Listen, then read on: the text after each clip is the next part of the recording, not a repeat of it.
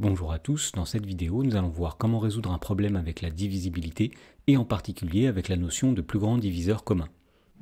Dans l'exemple, on nous dit que Anne et Jean ont acheté 630 dragées roses et 810 dragées blanches. Alors on nous dit aussi qu'avec ces dragées, ils réalisent des sachets pour leur mariage, de sorte que tout d'abord le nombre de dragées roses est le même dans chaque sachet, le nombre de dragées blanches est le même dans chaque sachet, et enfin de sorte que toutes les dragées soient utilisées. Dans la première question, on nous demande « Peuvent-ils réaliser 21 sachets ?» Alors, pour répondre à cette question, la première chose qu'on va remarquer, c'est que le nombre de sachets est un diviseur du nombre de dragées roses. En effet, puisqu'on nous dit que dans chaque sachet, il y a le même nombre de dragées roses, et puisqu'on nous dit que toutes les dragées sont utilisées, eh bien lorsqu'on va multiplier le nombre de sachets par le nombre de dragées roses dans chaque sachet, on va retrouver le nombre total de dragées, c'est-à-dire 630. De la même façon, le nombre de sachets est aussi un diviseur du nombre de dragées blanches. Donc finalement, on peut affirmer que le nombre de sachets est un diviseur de 630, c'est-à-dire le nombre de dragées roses, et c'est aussi un diviseur de 810, c'est-à-dire le nombre de dragées blanches. Donc finalement, la question ici revient à dire, est-ce que 21 est un diviseur de 630 et de 810? Alors pour le savoir, on peut utiliser par exemple une calculatrice. Donc tout d'abord, pour savoir si 21 est un diviseur de 630, on peut taper 630 divisé par 21, comme ceci, et on trouve 30 qui est un nombre entier, ce qui veut dire que 21 est bien un diviseur de 630. Ensuite, de la même façon, pour savoir si 21 est un diviseur de 810, on tape 810 divisé par 21, et on trouve environ 38,6. Et donc, puisque le résultat n'est pas un nombre entier, on en déduit que 21 n'est pas un diviseur de 810. Donc finalement, on peut écrire « Or, le nombre 810 divisé par 21 est approximativement égal à 38,6, qui n'est pas un nombre entier, donc on en déduit que le nombre 21 n'est pas un diviseur de 810. Et donc, maintenant que nous avons démontré que 21 n'est pas un diviseur du nombre de dragées blanches, eh bien on peut répondre à la question, et donc on va dire finalement que Anne et Jean ne peuvent pas réaliser 21 sachets.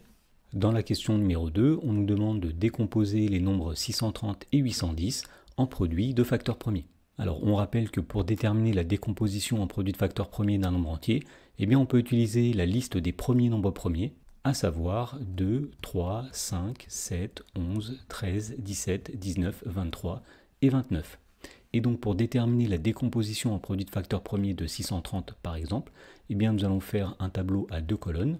Dans la première colonne, nous mettons le nombre 630 et nous allons tester successivement si 630 est divisible par 2, par 3, par 5, par 7, etc. Alors commençons par le premier nombre premier qui est 2.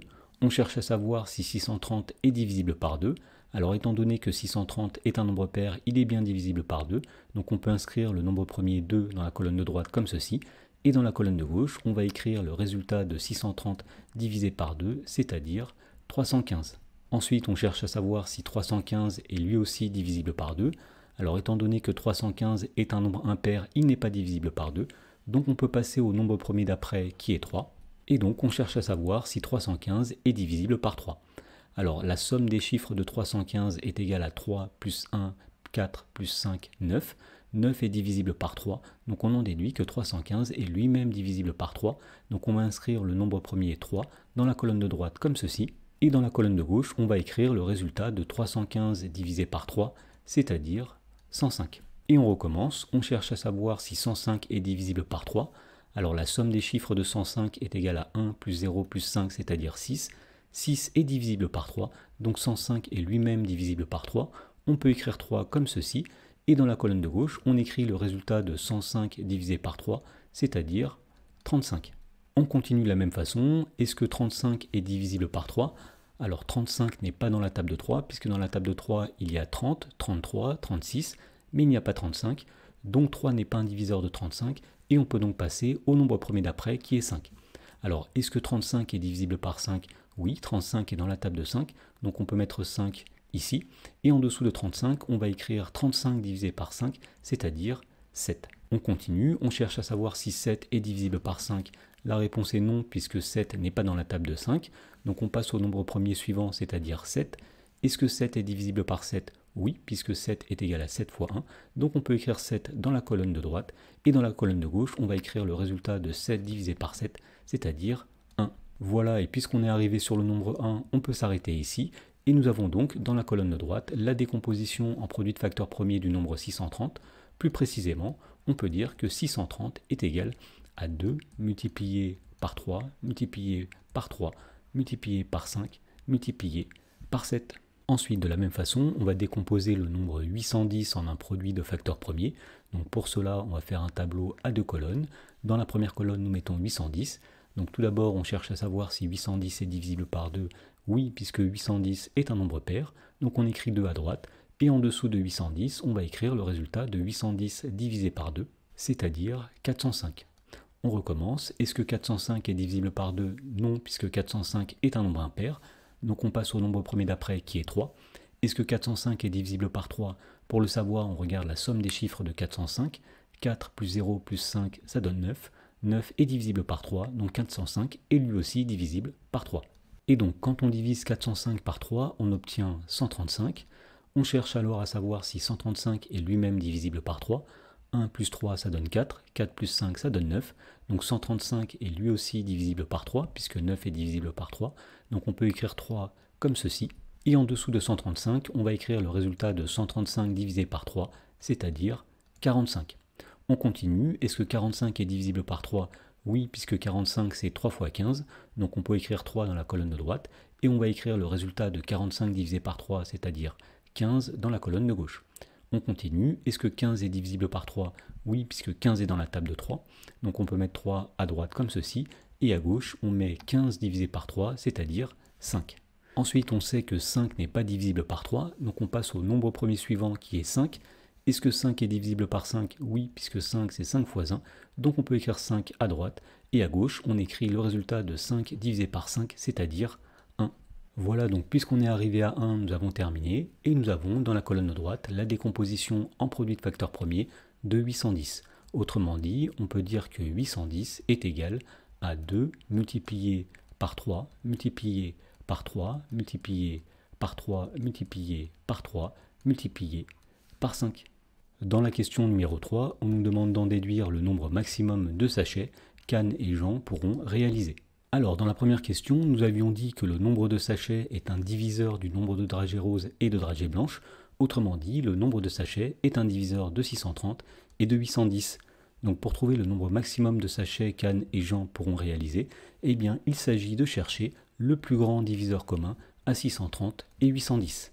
Et donc pour trouver ce plus grand diviseur, on va utiliser les décompositions en produit de facteur premier de 630 et de 810. Alors, on avait dit que 630 est égal à 2 fois 3 fois 3 fois 5 fois 7 et que 810 est égal à 2 fois 3 fois 3 fois 3 fois 3 fois 5. Ensuite, on va remarquer que dans 630, il y a une fois le facteur 2, donc un diviseur de 630 ne peut pas contenir plus d'une fois le facteur 2. De la même façon, un diviseur de 810 ne peut pas contenir plus d'une fois le facteur 2, donc le plus grand diviseur commun à 630 et à 810 contiendra une fois le facteur 2. Ensuite, on voit qu'un diviseur de 630 ne peut pas contenir plus de 2 fois le facteur 3, et un diviseur de 810 ne peut pas contenir plus de 4 fois le facteur 3. Donc un diviseur commun à 630 et à 810 ne pourra pas contenir plus de 2 fois le facteur 3 et plus de 4 fois le facteur 3, donc il ne pourra pas contenir en particulier plus de 2 fois le facteur 3. Donc ici, nous allons mettre 3 fois 3. Ensuite, on voit qu'un diviseur de 630 ne pourra pas contenir plus d'une fois le facteur 5. De même, un diviseur de 810 ne pourra pas contenir plus d'une fois le facteur 5. Donc ici, nous pouvons mettre tout simplement fois 5. Et enfin, un diviseur de 630 ne pourra pas contenir plus d'une fois le facteur 7. Et un diviseur de 810 ne pourra pas contenir plus de 0 fois le facteur 7.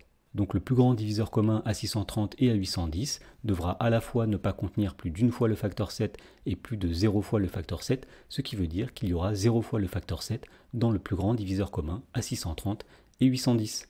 Voilà, donc puisque nous avons trouvé ici le plus grand diviseur commun à 630 et à 810, on peut répondre à la question et dire que le nombre maximum de sachets qu'Anne et Jean pourront réaliser est égal à 2 fois 3 fois 3 fois 5, c'est-à-dire 90 sachets. Dans la question numéro 4, on nous demande de donner alors la composition de chaque sachet. Alors, puisqu'Anne et Jean vont réaliser 90 sachets et qu'il y a 630 dragées roses, pour trouver le nombre de dragées roses dans chaque sachet, on va tout simplement calculer 630 divisé par 90 et on trouve 7. De la même façon, pour trouver le nombre de dragées blanches dans chaque sachet, on va diviser le nombre de dragées blanches, c'est-à-dire 810, par le nombre de sachets, c'est-à-dire 90, et on trouve 9. Et donc finalement, on peut conclure en disant que dans chaque sachet, il y aura 7 dragées roses et 9 dragées blanches.